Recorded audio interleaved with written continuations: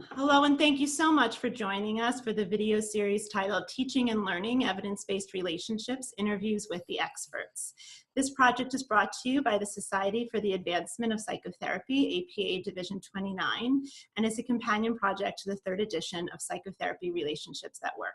The overall goal of this project is to translate relationship research to teaching and learning from the classroom context to clinical supervision.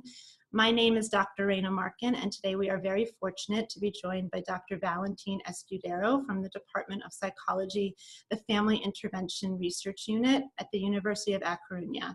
The topic of today's discussion is how to translate research on the alliance in couple and family therapy to teaching and training.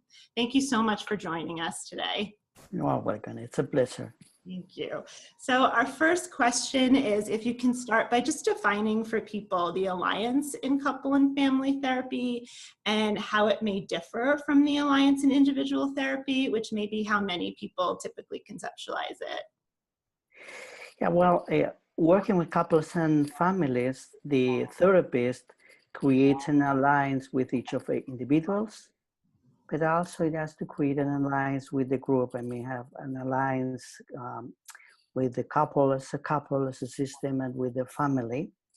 And this involves the possibility of having something that is quite common, which is split alliance. That means that in the process of therapy, the alliance is being good for a part of the family or for a member of the couple, but is becoming problematic for the couple or for a part of the family or for one member of the couple. For example, the alliance is increasingly good with the parents, but became difficult, conflictive with the adolescents, for example. And then another interesting issue and is what we call within family or within couple alliance, which is the cooperation, the collaboration, the shared sense of purpose for being in therapy between the members of the couple of the family, which is something that is very unique or specific of couple of or family therapy. Mm-hmm. So can you kind of briefly just summarize your recent meta-analytic findings on the alliance in couples and family therapy that you just did for the chapter in the book? Yeah, well, in the study, we found significant association between therapeutic alliance and the outcome of therapy, outcome in terms of retention in treatment, but also in terms of specific measures of outcome, also outcome in terms of perception, the perception that the clients have of improving in therapy. So taking different measures of outcome, we found a very significant association between the alliance and the outcome. Then we found that in a subset of the studies that measure the split alliance, or that they measure how balanced is the alliance between the members of the family that attend the therapy, and we found that this kind of measure of the alliance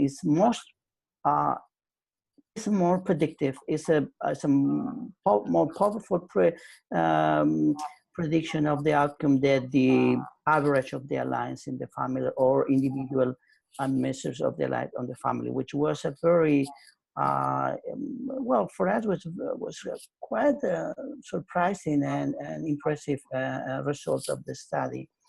Also, we found that the timing is important in terms of when you measure the alliance in the process of therapy, and we found that having 2 or 3 measures of the alliance in the process is the prediction of the outcome is better. Mm-hmm, mm-hmm, mm-hmm. So given these findings, I mean, how do you kind of approach training graduate students to attend to or to be competent in issues around the alliance in couples family therapy? I mean, I imagine teaching students to attend to split alliances would be an important part of that. Yeah, we have to approach in teaching and training the complexity of this way to understand the alliance from a more systemic perspective. Mhm. So first, what we do is we use these three different levels of training, best to give them clear ideas and a good knowledge of for the alliance in couple of family therapy, like understanding the alliance, understanding the dimensions of the alliance. For example, one dimension of the alliance is within family alliance, or another dimension is safety within the therapeutic system, which is systemic ideas about the alliance. So Mhm. knowledge of the alliance with clear notions is important. Then we go to uh, observational skills. I mean, to watch interaction Yeah. and use videos to teach them about the complexity and to understand, not focus only on individuals in the session, individual clients that are there, but also to focus on the patterns of interaction with respect to the alliance. So observation is a second level, trying to see in the sessions the within family alliance, the split alliance, all these systemic notions of the alliance. And then the third level is the executive skills of working with couples and family, which means to do role playing simulations and try to use the knowledge and the understanding of the patterns working with the family.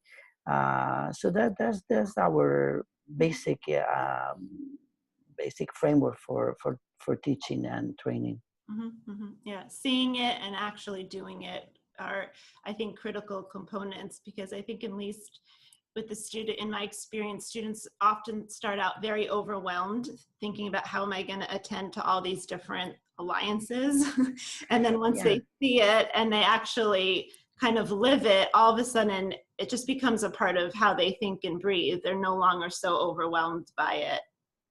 Exactly. So we go step by step first, understanding the main, I mean, deconstructing the complexity and basic patterns like within family alliance, difficulties with safety within the family therapy system.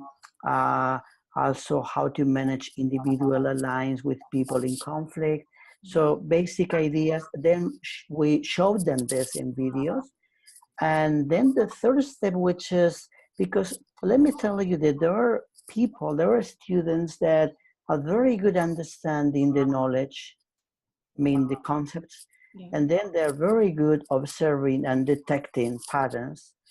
But then when they go into this simulation or a real session in supervision, yeah, they get a little bit overwhelmed by that. So we try to get them familiar and to work with their how they feel in that systemic environment, how they feel, how to reduce the stress, how to enjoy being there in the chaos of the family.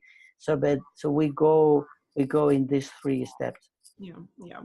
So I guess from that, I mean, what readings or videos do you assign on the alliance in couples and family and therapy, either in class or in supervision? Well, in fact, we as the something that I haven't mentioned is that the therapeutic alliance in the field of couple and family therapy, especially in conjoined family therapy, um, is that there's no so many materials, books, articles as in the field of individual psychotherapy. That is important in this meta-analysis for the chapter of the book. We had about 40 studies and probably some hundred of the studies in individual psychotherapy. So in 2006, we wrote a book which is Therapeutic Alliance in Couple and Family Therapy with Nikki Friedlander and Lori Hetherington. And that book is basically a good textbook for the students. And then also we have a website which is Softnet, which is the system for observing family therapy alliances. So with this textbook, which is a practical guide for understanding and creating the alliance in couple and family therapy, the website, and also last year we also wrote a book with Mickey Friedlander, which is Therapeutic Alliances with Families. And it's again an updating handbook of how to understand and also how to apply ideas related with the therapeutic alliance in challenging cases with difficult families, multi-stressed families, working with families that have suffered or survived to maltreatment. So with these two books, and then specific articles about topics like split alliance, that there's only 2-3 studies about that. Mm-hmm. And then that's the material that we use. And then we have videos, but usually are simulations that we create with our students in our program, and we give them the specific segments of video to do exercise with them. I see. And when you give a segment of a video and a specific exercise, I mean, what's sort of an example of a specific exercise you might give along with a video? Well, we use videos very focused on dimensions of the alliance in family therapy. For example, situations where one client feel very unsafe, or one client, like one adolescent that doesn't want to be in therapy and is brought to the therapy by the parents. Also, situations of a split alliance, because the therapist is more focused on the therapy of one member of the family or one member of the couple, how to this imbalance of the alliance. Also, we give them videos, segments of videos with the specific situations of difficulties in collaboration. I mean, when the therapist has a good alliance with the clients, but there's conflict between them, and so it's negative within family alliance. So we go to very specific dimensions. Some videos are related with emotional connection with the family, which is tricky when it's easy to have an emotional connection with one person and with another person, with both are in front of you, and the emotional connection between them are difficult. How can you create that situation? Then we use segments related with engagement and how to do tasks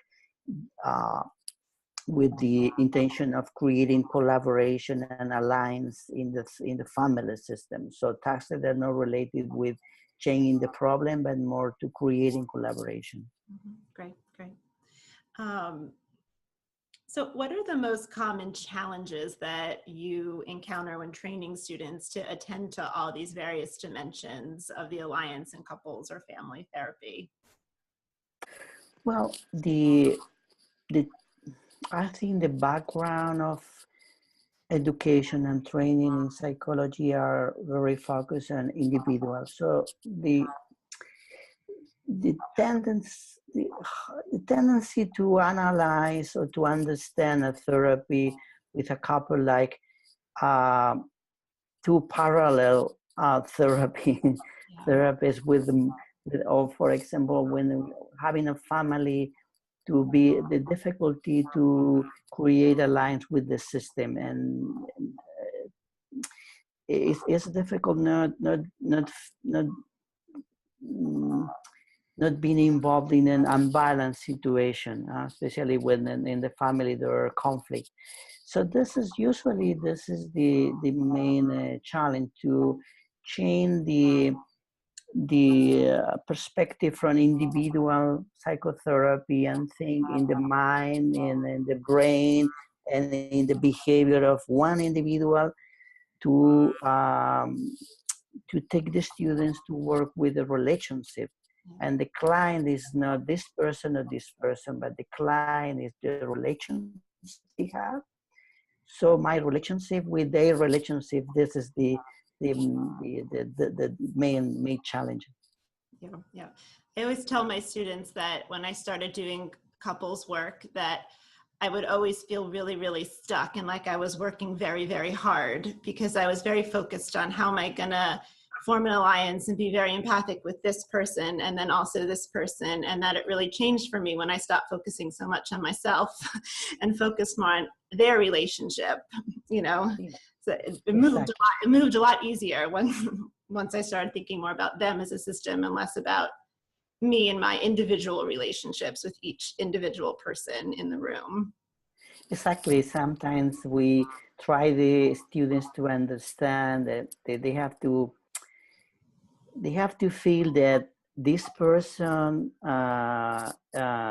is fine, and also they have to even to learn how to tell a couple, for example, or in a family, you are a good parents, you are a good child. So, but the relationship that you have is not good now. So we're going to work together. Yeah. You are going to be our co-therapist, and the client here will be your relationship. You know, this kind of reframe is what we try with the students in couple and family therapy. Do you encourage students in I don't either in the context of supervision in the classroom to sort of use any your measure of the alliance in couples family therapy throughout the process of treatment, or some sort of kind of credibility checks, or yes. We work with a measure of the alliance with the software, with the system for observing family therapy alliances. Because there's an observational measure that is very good for training, not only for research or for clinical evaluation. So the software, the system has a self-report, but also have a list of indicators of good and positive and negative indicators of alliance.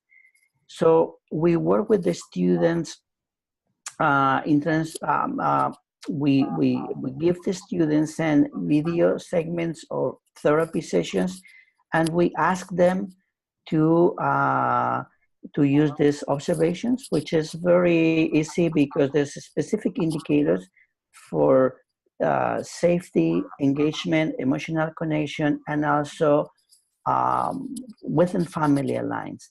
So this is part of the training, like observing first by yourself and have a global idea of the alliance in the family, and then use this list of indicators and check the indicators. This is a checking list, and so focus in the specific behaviors representing the alliance. So we use the software very much in training, and then in supervision, we ask the trainees to we video record some of their sessions, and we ask them to use the software to score their lines with these indicators.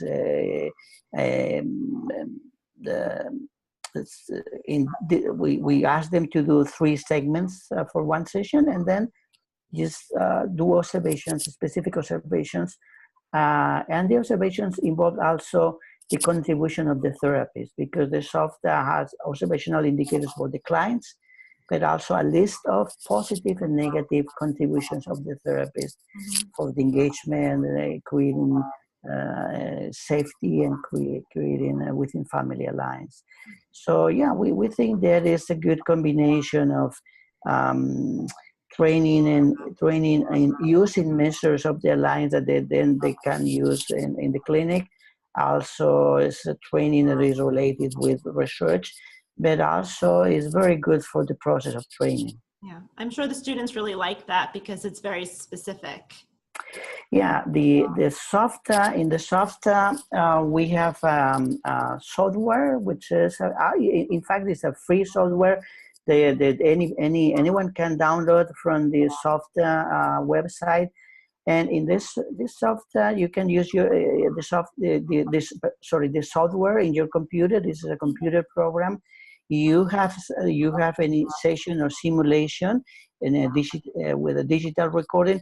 You can just play with all the indicators and just use this program to analyze the one session of therapy with the software, and it's fun. So it's very interesting and it's not difficult. They don't have to manage the video recording and taking notes. They just play with the keyboard and the screen. That's great. So what do you think are the most important lessons for psychotherapy instructors and supervisors to take away from this research on the alliance in couples or family therapy? And the most important lessons for students to take away? Yeah, well, I think from our research with the meta-analysis and the analysis that we have done on of moderators and mediators in the relationship between the alliance and outcome.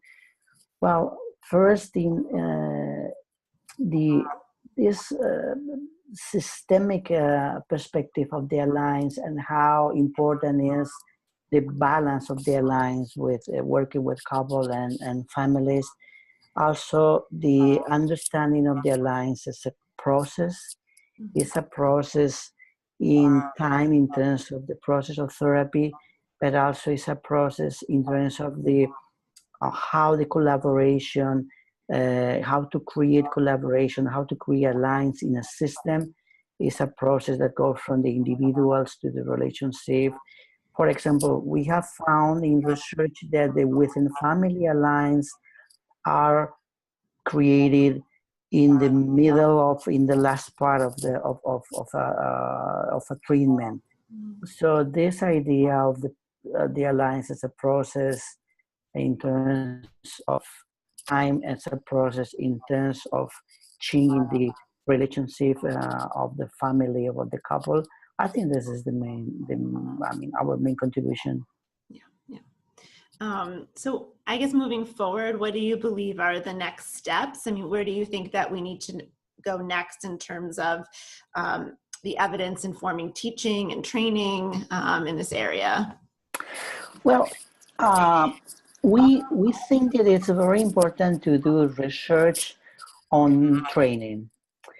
So to do research to be sure how the training is how the training is working. Mm-hmm. So we think we really need research to understand what is important in training. I mentioned it before about different phases or different steps in the training, and we really need research to understand how the students and the trainees get this the skills of creating an alliance and how the training helps them. Because as I told you, some students are very good in detecting things when they are seeing videos and understand knowledge, but then there's a big difficulty. And other students are more intuitive, and it seems that they don't understand the knowledge so well, or they don't. Then from the very beginning in a simulation, in role playing, they are very good creating relationship, but they don't know how to explain what they do. So they are good, but they don't know. So this is very intriguing. This is something that we are very interested in doing research on this. I think this is important. And another thing is we are interested in the challenging cases in terms of the alliance. For example, mandated clients. We have done some studies about mandated clients. and also when there is violence in the family or very high level of conflict, how to manage that in terms of the alliance. So also working with people that have attachment difficulties, and the just the idea of one person creating a good relationship with you is challenging for them, because their experience of maltreatment creates a defensive position in front of any person that wants to help you. So we are thinking, and we have to go forward to challenging situations for understanding more about the alliance, especially in our field of couple and family therapy. Well, thank you. I think that this area is really important to talk about in terms of teaching and training for students, because I think so many students start out afraid of couples and family therapy and being sort of outnumbered. But I think it's such important work. So I really appreciate you joining us and sharing your knowledge in this area. Yeah, we haven't mentioned children and infants, which is another challenge of the for the alliance, how to work with them in the context of their family or with the family. But well, it has been a pleasure. Thank you very much. I have enjoyed this conversation. It has been a pleasure.